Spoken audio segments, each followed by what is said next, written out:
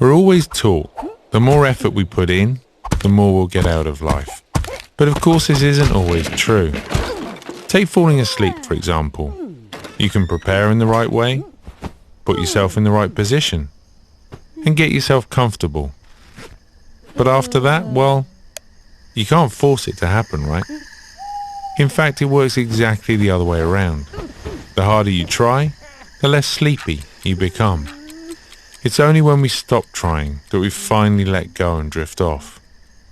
And before we know it, we're waking up the next morning feeling refreshed, relaxed, after a good night's sleep. And it's a very similar story when we're training the mind. I think a nice metaphor for this is the idea of taming a wild horse. If you look at how a wild horse is tamed, rather than pinning it down in one place, the horse is led out on a very long rope and put in a big open spacious field.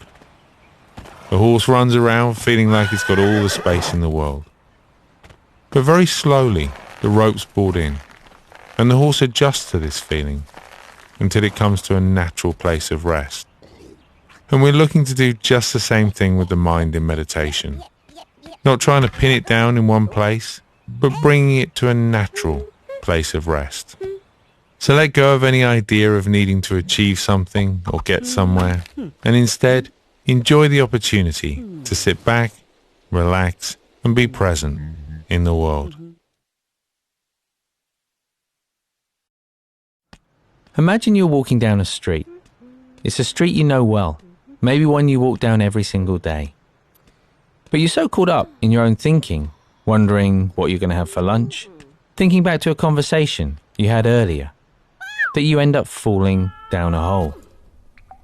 Now at the bottom of this hole, you find yourself thinking, how did I end up here? Worse yet, the next day, you do the exact same thing. And then again, the next day. It may not sound like an especially cheerful idea, but as an analogy for the mind, it's really helpful. Because so often, we follow the same habits of mind, over and over again. And so we find ourselves in an emotional hole, maybe even a place that's really painful.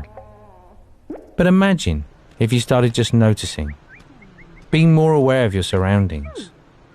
Sure, maybe next time you'd realize a little too late and you'd still end up in the hole again. But maybe the time after that, you'd notice the hole and choose to walk around it instead. This is what it means to train the mind.